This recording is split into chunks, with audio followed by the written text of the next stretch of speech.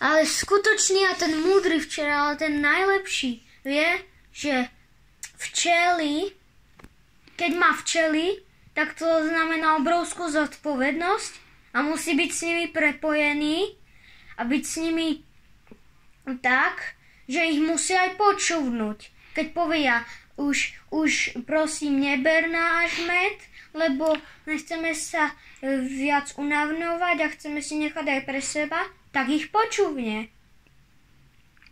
A potom za 4 dní si zase vezme takú istú a tým včelám to nevadí. Lebo oni radi dajú svoj med ľuďom, ale potrebujú aj ten med pre seba.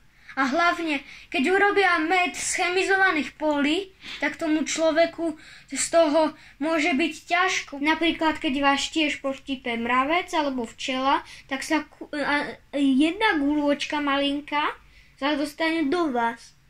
A vám to dá aspoň trochu múdrosti.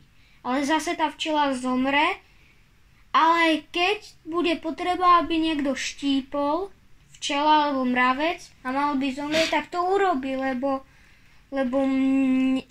včela nikdy neporuší to, čo je jej povedané prírodou. Včelári nesmú byť drzí k tým včelám. Oni ich majú najprv pozrieť, privítať ich a zobrať si toľko medu, koľko im dovolia.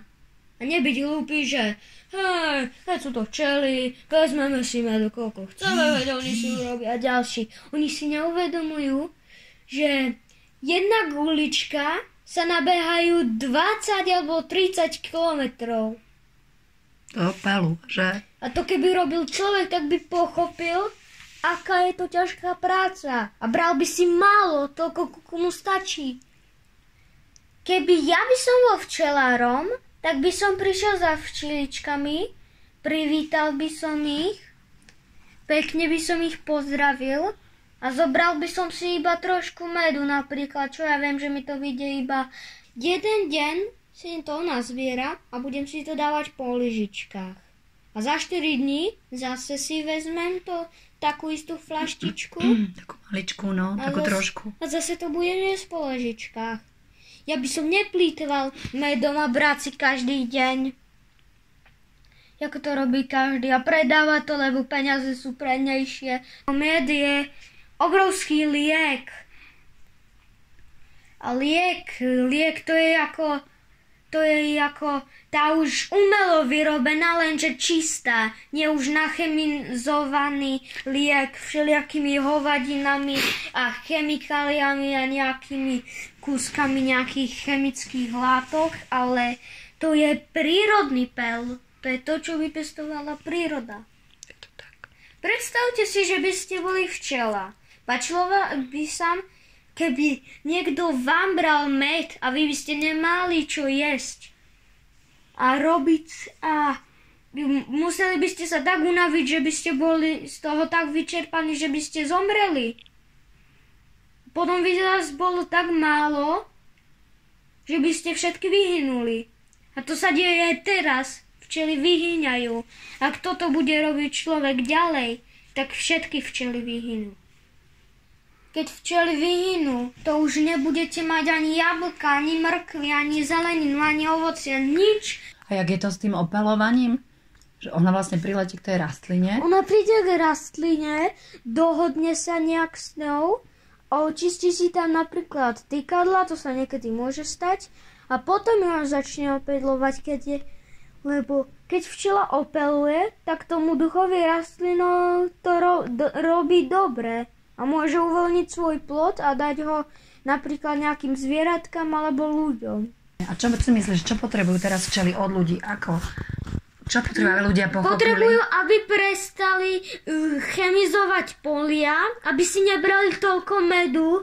Včely potrebujú viac pozornosti. Včely potrebujú, aby ich teraz pochopili ľudia, lebo oni nehovoria ako my, takže ľudia im nerozumejú.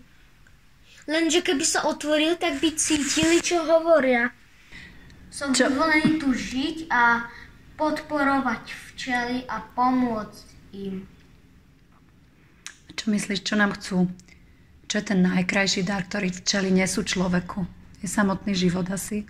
Tým, že ho tu udržujú.